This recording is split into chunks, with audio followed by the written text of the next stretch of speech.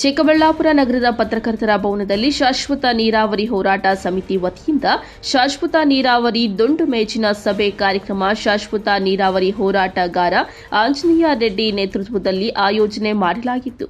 ಈ ಕಾರ್ಯಕ್ರಮಕ್ಕೆ ಬರದನಾಡು, ಕೋಲಾರ, ಚಿಕ್ಕಬಳ್ಳಾಪುರ, ಬೆಂಗಳೂರು ಗ್ರಾಮಾಂತರ ಜಿಲ್ಲೆಗಳ ಶಾಸಕರನ್ನ ಆಹ್ವಾನಿಸಲಾಗಿತ್ತು. ಆದರೆ ಕಾರ್ಯಕ್ರಮಕ್ಕೆ ಮುಳಬಾಗಿಲು ಶಾಸಕ ಸಮೃದ್ಧಿ ಮಂಜುನಾಥ್ ಮಾತ್ರ ಭಾಗವಹಿಸಿದ್ರು.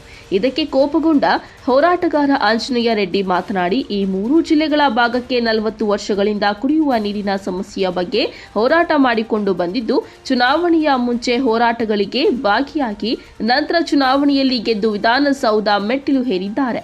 ಆದರೆ ಇವತ್ತು ವಿಧಾನಸಭಾ ಅಧಿವೇಶನ ನಡೆಯುವ ಸಂದರ್ಭದಲ್ಲಿ ಮೌನವಾಗಿರುತ್ತಾರೆ.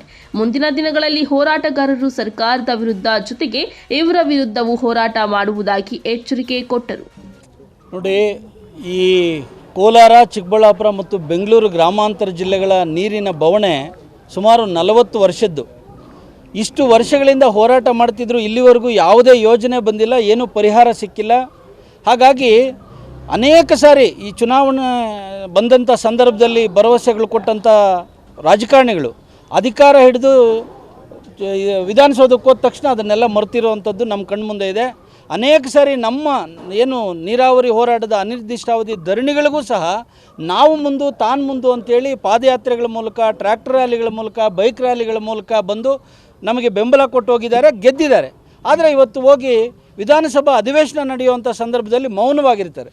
ಆ ಕಾರಣಕ್ಕಾಗಿ ನಾವು 3 ಜಿಲ್ಲೆಗಳ ಎಲ್ಲ ಶಾಸಕರನ್ನು, ವಿಧಾನಸಭೆ ಮತ್ತು ವಿಧಾನ ಪರಿಷತ್ತಿನ ಶಾಸಕರನ್ನು ಕರೆದು ಅವ್ರಿಗೆ ಬೇಕಾದಂಥ ಎಲ್ಲ ಮಾಹಿತಿ, ಏನು KC ವ್ಯಾಲಿ ಬಗ್ಗೆ 3ನೇ ಹಂತದ ಶುದ್ಧೀಕರಣ ಆಗಲಿಕ್ಕೆ ಏನು ಅವಕಾಶಗಳಿದ್ದಾವೆ, ಎತ್ತಿನ ಹೊಳೆಯಿಂದ ಏನು ಮೋಸ ಆಗ್ತಾ ಇದೆ, ಅದರದ್ದು ಸೆಂಟ್ರಲ್ ವಾಟರ್ ಕಮಿಷನ್ನು ಅದರಲ್ಲಿ ನೀರು ಸಿಗಲ್ಲ ಅಂತ ಬರೆದಿರ್ತಕ್ಕಂಥ ಪತ್ರ, ಕೃಷ್ಣಾದಿಂದ ನಮಗೆ ಬೇಕಾಗಿರ್ತಕ್ಕಂಥ ನೀರು ಏನಿದೆ ಅದರದ್ದು ಪಾಸಿಬಿಲಿಟೀಸು, ಅದರ ವರದಿ, ಮತ್ತು ಈ ಜಿಲ್ಲೆಗಳಲ್ಲಿರ್ತಕ್ಕಂಥ ಸುಮಾರು 4000 ಕೆರೆಗಳನ್ನು ಸಮಗ್ರವಾಗಿ ಅಧ್ಯಯನ ಮಾಡಿ ಅಭಿವೃದ್ಧಿ ಮಾಡಿಕೊಡ್ಲಿಕ್ಕೆ ಇಸ್ರೋ ಕೊಟ್ಟಿರ್ತಕ್ಕಂಥ ವರದಿ, ಈ ಎಲ್ಲ ವಿಚಾರಗಳನ್ನು ಇವತ್ತು ಅವರಿಗೆ ಎಲ್ಲ ದಾಖಲೆ ರೂಪದಲ್ಲಿ ಕೊಟ್ಟು ವಿಧಾನಸಭಾ ಅಧಿವೇಶನದಲ್ಲಿ ಮಾತಾಡ್ರಿ, ನೀವು ಧ್ವನಿ ಎತ್ತಿರಿ, ಒಗ್ಗಟ್ಟಾಗಿ ನೀವು ಕಲೆಕ್ಟಿವ್ ಫೈಟ್ ಮಾಡಿದ್ರೆ, ಒಬ್ಬೊಬ್ಬ ಶಾಸಕರು ಮಾಡಿದ್ರೆ ಇದಕ್ಕೆ ಪರಿಹಾರ ಸಿಗೋದಿಲ್ಲ, ಇದು ಅನೇಕ ವರ್ಷಗಳಿಂದ ನಾವು ನೋಡ್ಕೊಂಡು ಬಂದಿದ್ದೀವಿ ಅಂತೇಳಿ ಕರೆದ್ರೆ, ಇವತ್ತು ಸುಮಾರು 15 ಶಾಸಕರು ಮತ್ತು 3 ಜನ ವಿಧಾನ ಪರಿಷತ್ ಸದಸ್ಯರಿರುವಂಥ ಈ ಒಂದು ನೀರಾವರಿ ಈ ಬರಪೀಡಿತ ಪ್ರದೇಶದಲ್ಲಿ ಇವತ್ತು ಒಬ್ಬ ಶಾಸಕರು ಬಂದಿರತಕ್ಕಂಥದ್ದು ನಿಜವಾಗ್ಲೂ ನಮಗೆ ಭಾಳ ಸಂಕಟ ಆಗ್ತಾಯಿದೆ. ನಿಜವಾಗ್ಲೂ ಇವರಿಗೆ ಈ ಭಾಗಕ್ಕೆ ನೀರು ತಂದು ಕೊಡುವಂಥ ಬದ್ಧತೆ ಇದ್ದಿದ್ರೆ ಬಂದು ನೀರಾವರಿ ಹೋರಾಟಕ್ಕೆ ಬೆಂಬಲ ಕೊಡೋದಲ್ಲ. ಈಗ ಇಂಥ ಸಂದರ್ಭದಲ್ಲಿ, ಅಧಿವೇಶನದ ಸಂದರ್ಭದಲ್ಲಿ ಆ ದಾಖಲೆಗಳನ್ನು ಇಟ್ಕೊಂಡು ಸರ್ಕಾರವನ್ನು ಎದುರಿಸುವಂಥ, ಮಣಿಸುವಂಥ ಕೆಲಸವನ್ನು ಮಾಡಬೇಕು. ಆ ಕೆಲಸವನ್ನು ಮಾಡಲಿ ಇವರು ವಿಫಲರಾಗಿದ್ದಾರೆ. ಈ ಅಧಿವೇಶನದಲ್ಲಿ ಇವರು ಏನು ಮಾಡ್ತಾರೆ, ಏನು ಕಿಸಿತಾರೆ ಅನ್ನೋದನ್ನು ನೋಡ್ಕೊಂಡು ಮುಂದಿನ ದಿನಗಳಲ್ಲಿ ಸರ್ಕಾರದ ವಿರುದ್ಧ ಹೋರಾಟ ಏನು ತಗೊಳ್ಳೋದಕ್ಕೆ ಮೊದಲು ಈ ಶಾಸಕರ ವಿರುದ್ಧ ನಾವು ಹೋರಾಟವನ್ನು ತಗೊಳ್ಬೇಕು ಅಂತ ತೀರ್ಮಾನ ಮಾಡಿ, ನಾವು ಮುಂದಿನ ದಿನಗಳಲ್ಲಿ ಇವರನ್ನು ಈ ಜಿಲ್ಲೆಗಳಲ್ಲಿ ಯಾವುದೇ ಕಾರ್ಯಕ್ರಮ, ಫಸ್ಟು ನೀರಾವರಿ ಬಗ್ಗೆ ಮಾತಾಡಬೇಕು. ಯಾಕೆಂದರೆ ಇವತ್ತು ಕುಡಿಯುವ ನೀರಿನಲ್ಲಿ ಯುರೇನಿಯಂ ಬಂದಿದೆ, ಅಪಾಯಕಾರಿಯಾದಂಥ ಅನೇಕ ರೀತಿಯಾದಂಥ ಮಾರಣಾಂತಿಕ ಕಾಯಿಲೆಗಳು ಜನಕ್ಕೆ ಬರ್ತಾ ಇದ್ದಾವೆ. ಇನ್ನು ಬೆಂಗಳೂರು ಸಿವೇಜ್ ವಾಟರಿಂದ ಇವತ್ತು ರೈತರೆಲ್ಲ ಹಾಳಾಗಿ ಹೋಗ್ತಾ ಇದ್ದಾರೆ. ಮತ್ತು ಈ ಭಾಗದಕ್ಕೆ ನೀರನ್ನು ತರುವಲ್ಲಿ ವಿಫಲರಾಗಿರೋದ್ರಿಂದ ಇವತ್ತು ಲಕ್ಷಾಂತರ ಕೊಳವೆ ಬಾವಿಗಳನ್ನು ಹಾಕಿರ್ತಕ್ಕಂಥ ರೈತರು ಇವತ್ತು ಬರಬಾದಾಗಿ ಹೋಗಿ ಪಾಪರಾಗಿ ಹೋಗ್ತಾ ಇದ್ದಾರೆ. ಇಂಥ ಸಂದರ್ಭದಲ್ಲಿ ಸಮಗ್ರವಾದಂಥ, ಶಾಶ್ವತವಾದಂಥ ನಮ್ಮ ಜಿಲ್ಲೆಗಳ ನೀರಿನ ಪಾಲನ್ನು ತಂದುಕೊಡುವಂಥ ಕೆಲಸಕ್ಕೆ ಇವರು ಮುಂದಾಗದೇ ಇದ್ದರೆ ಖಂಡಿತ ಈ ಹೋರಾಟ ಸರ್ಕಾರದ ವಿರುದ್ಧ ಮಾಡುವುದರ ಜೊತೆಗೆ ಈ ಭಾಗದ ನಿರ್ಲಕ್ಷ್ಯ ಯಾರು ತೋರ್ತಾ ಇದ್ದಾರೋ ಆ ಎಲ್ಲ ಶಾಸಕರು, ಸಂಸದರ ವಿರುದ್ಧ ನಾವು ಹೋರಾಟ ತಗೊಳ್ತೀವಿ ಅನ್ನುವಂಥ ಮಾತನ್ನು ಹೇಳಕ್ಕೆ ಇಚ್ಛಪಡ್ತೇನೆ.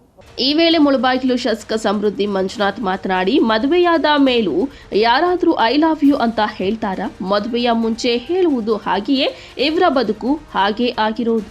ಮದುವೆಯಾಗುವ ಮುಂಚೆ ಎಲ್ಲರ ಹಿಂದೆನೂ ಸುತ್ತುತ್ತಾರೆ, ಮದುವೆ ನಂತರ ಆಗುವುದಿಲ್ಲ. ಶಾಸಕ, ಸಂಸದರಾಗಿದ್ದೇವೆ, ಎಲ್ಲಿಂದ ಆಗಿದ್ದೇವೆ ಎಂಬುದು ಅರ್ಥ ಮಾಡಿಕೊಳ್ಳಬೇಕು ಅಷ್ಟೇ. ಈ ವಿಚಾರವಾಗಿ ಪ್ರಧಾನಿ ನರೇಂದ್ರ ಮೋದಿ ಅವರ ಬಳಿ ನಾವೆಲ್ಲರೂ ಹೋಗಿ ನಮ್ಮ ಅಹವಾಲುಗಳನ್ನು ಸ್ವೀಕಾರ ಮಾಡಿ ಎಂದು ನೋವನ್ನ ವ್ಯಕ್ತಪಡಿಸಿದ್ರೆ ನ್ಯಾಯ ಸಿಗುತ್ತೆ ಎಂದರು. ಮದುವೆ ಆದಮೇಲೆ ಯಾರು ಐ ಲವ್ ಹೇಳ್ತಾರಾ? ಮದುವೆಗಿಂತ ಮುಂಚೆ ಹೇಳ್ತೀವಲ್ಲ, ಹಂಗೆ ಇವ್ರ ಬದುಕಂಗೆ ಆಗ್ಬಿಟ್ಟಿದೆ. ಯಾಕೆಂದರೆ ಮದುವೆಗಿಂತ ಮುಡುಗಿ ಎಲ್ಲ ಗಂಧ ಸುತ್ತು ಎಲ್ಲ ಆಗ್ತದೆ, ಮದುವೆ ಆದ್ಮೇಲೆ ಮುಗಿತಲ್ಲ ಕತೆ. ಹಂಗೆ ಈ ನಾರ್ತ್ ಈ ಸೌತ್ ಕನ್ನಡ ಒಂದು ಮಾತು ಹೇಳ್ತಾರೆ, ಮೀನು ಹಿಡಿಯೋಕ್ಕೆ ಗಾಳ ಹಾಕ್ತಾರೆ, ಬಿದ್ದಿರ ಮನೆಗೆ ಏನು ಗಾಳು ಕೊಡ್ತಾರಾ? ಇವ್ರ ಪರಿಸ್ಥಿತಿ ಹಂಗೆ ಆಗ್ಬಿಟ್ಟಿದೆ. ನಾವು ಶಾಸಕರಾಗಿದ್ದೀವಿ, ಸಂಸದರಾಗಿದ್ದೀವಿ, ಎಲ್ಲಿಂದ ಆಗಿದ್ದೀವಿ ಅಂತ ನಾವು ಅರ್ಥ ಮಾಡ್ಕೊಬೇಕು. ಖಂಡಿತ ನಾನು ಕ್ಷಮೆ ಕೇಳಿದೆ. ಲಾಸ್ಟ್ ಪ್ರೋಗ್ರಾಮ್ ನಾನು ಕರೆದು ನಾನು ಬಂದಿಲ್ಲ. ಯಾಕೆ ಗೊತ್ತಾ, ನಾನು ಸ್ವಲ್ಪ ಎಮರ್ಜೆನ್ಸಿ ಇತ್ತು, ನಾನು ಬಂದಿಲ್ಲ. ನಾನು ಡೆಲ್ಲಿಯಿಂದ ಬಂದೆ. ಯಾಕೆ ಗೊತ್ತಾ, ಇದು 3ನೇ ಮೀಟಿಂಗ್ ತಪ್ಪಿಸ್ಕೊಂಡ್ರೆ ನನಗೆ ಒಂಥರ ಶೇಮ್ ಆಗುತ್ತೆ. ಖಂಡಿತವಾಗ್ಲೂ ಯಾವ ಶಾಸಕರು ಯಾವ ಸಂಸದರು ಬರ್ತಾಳೆ ಗೊತ್ತಿಲ್ಲ, ಬಟ್ ಎಲ್ಲ ಸಂಸದರಿಗೂ ಒಂದು ಇದಿದೆ. ಇವತ್ತು ನೆಕ್ಸ್ಟ್ ಮೋದಿ ಮುಂದೆ ಹೋಗಬೇಕು, ತರಬೇಕು ಅನ್ನೋದಿದೆ. ರಾತ್ರಿ ಕೂಡ ಮಾತಾಡಿದ್ದಾರೆ. ಖಂಡಿತವಾಗ್ಲೂ ನೆಕ್ಸ್ಟ್ ಮಂತ್ 15 ತಾರೀಕು ಆದಮೇಲೆ ನಾವೆಲ್ಲ ಒಂದು ತಂಡ ಕಟ್ಕೊಂಡು ಹೋಗಿ ಮೋದಿ ಮುಂದೆ ಕೂತ್ಕೊಂಡು ನಮ್ಮ ಅಹವಾಲು ಸ್ವೀಕಾರ ಮಾಡಿ ಅದು ಹೇಳಿ ಅವ್ರಿಗೆ ನಮ್ಮ ನೋವು ವ್ಯಕ್ತಪಡಿಸಿ ಖಂಡಿತ ನ್ಯಾಯ ಸಿಗೋದು ನಮ್ಗೆ ಗೊತ್ತಿದೆ. 3 ಜಿಲ್ಲೆಯಿಂದ ಎಷ್ಟು ಜನ ಶಾಸಕರು ಸಂಸದರು ನೀವು ಒಬ್ಬರೇ ಬಂದಿದ್ದೀರಲ್ಲ? ಅವರೆಲ್ಲ ಬರ್ತಾರೆ, ನಾನು ಬಂದೆ ಆಯ್ತಲ್ವ. ಇಲ್ಲಾಂದ್ರೆ ಬಂದಮೇಲೆ ಇದು ಯಾವುದೋ ಒಂದು ಫಿಲಮ್ ನೋಡ್ದಂಗೆ ಆಗ್ಬಿಡುತ್ತೆ ನನಗೆ. ಬಟ್ ನಾನು ಬೇರೆಯವ್ರ ಬಗ್ಗೆ ಅವಶ್ಯಕತೆ ಇಲ್ಲ. ನನಗೆ ಏನು ಸಬ್ಜೆಕ್ಟ್ ಬೇಕೋ ಸಬ್ಜೆಕ್ಟ್ನ ಸ್ವೀಕಾರ ಮಾಡ್ಕೊಂಡಿದ್ದೀನಿ ಸರ್. ಖಂಡಿತವಾಗ್ಲೂ ಅಧಿವೇಶನದಲ್ಲಿ ನಂಗೆ ಟೈಮ್ ಸಿಕ್ಕಿದೆ, ಅವತ್ತು ನಾನು ಮಾತಾಡಿ. ಈ ವೇಳೆ ಶಾಶ್ವತ ನೀರಾವರಿ ಹೋರಾಟ ಸಮಿತಿಯ ಹೋರಾಟಗಾರರು, ವಿವಿಧ ರೈತ ಸಂಘದ ಹೋರಾಟಗಾರರು, ವಿವಿಧ ಕನ್ನಡ ಪರ ಸಂಘಟನೆಗಳ ಹೋರಾಟಗಾರರು ಇನ್ನಿತರರು ಭಾಗಿಯಾಗಿದ್ದರು. ಕಳವಾರ ಅರುಣ್, MMTV ನ್ಯೂಸ್, ಚಿಕ್ಕಬಳ್ಳಾಪುರ.